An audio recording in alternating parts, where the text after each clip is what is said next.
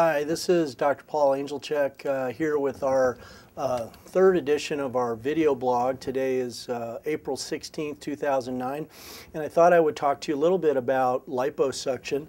Liposuction was for many years the most popular cosmetic surgery procedure in the United States. This last year in 2008 it was edged out by breast augmentation by a hair. So according to the American Society of Aesthetic Plastic Surgeons, about 344,000 liposuction procedures were done in the U.S. last year. There's a lot of different kinds of liposuction technology, and as a consumer, you're confronted with a lot of different marketing about different kinds of liposuction and claims of which type of liposuction may be better than another. So I wanted to talk a little bit about some of these different technologies and how they work.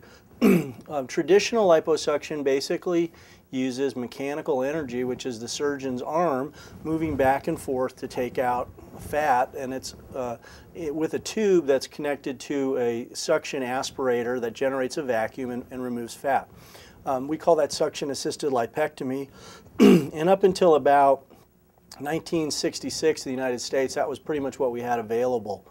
There have been significant advances since then, including the use of ultrasonic energy and now laser energy, as well as more sophisticated uses of mechanical energy. One of the devices that I like to use a lot is called power-assisted liposuction, and it has a motorized handpiece which allows the tip of the liposuction cannula, which is the tube that removes the fat, to oscillate and therefore remove fat more efficiently than just using my energy.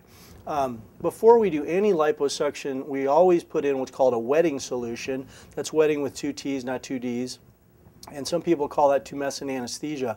The purposes of that are to reduce bleeding because it has a little bit of epinephrine in it, provide a little bit of postoperative pain relief because there's local anesthetic, usually lidocaine, and also to expand our fat compartment so that we can put our cannulas in more times and remove more fat.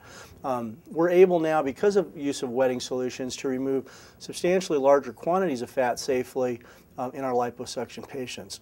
I usually limit it to about 7 to 8 liters of aspirate maximum. Some people do so-called high volume liposuction. I don't do that in my practice. It usually means you're going to be in the hospital for a couple of days.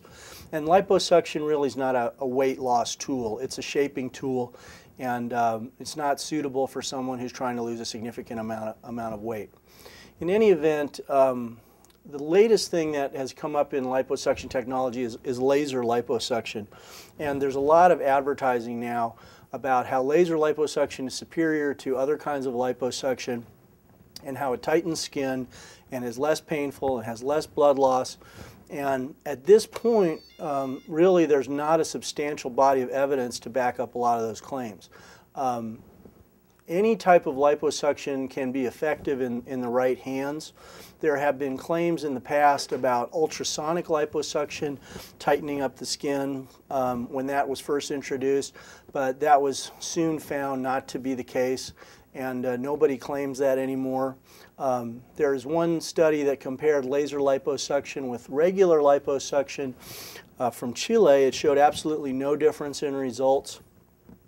So there may come a time when this technology is more advanced and maybe it can do some of these things consistently, but right now I would sort of look skeptically at any claims that it's going to tighten your skin. The other thing is that in order to remove fat from your body, you need to have a tube that's at least big enough to get the fat out.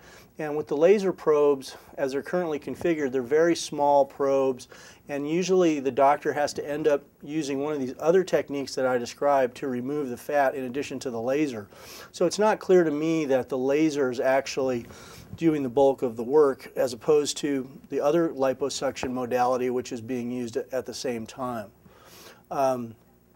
Liposuction is a safe procedure when done in the right location, on the right patient, by the right surgeon.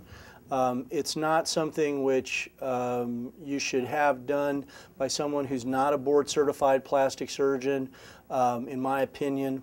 And it can be done as an outpatient if you're going to remove more than about 5 liters of fat typically will keep you overnight because we want to make sure that you're not going to get dehydrated or have other circulatory problems at home. Most patients are going to have less than that removed at the time of surgery. So I've tried to explain a little bit about different liposuction technologies here today and procedures. There's a lot more information to convey. If you'd like more information, you can find it on my website, which is www.drangelchik.com with doctor spelled out, or you can call our office at 602-375-8888. Thank you very much.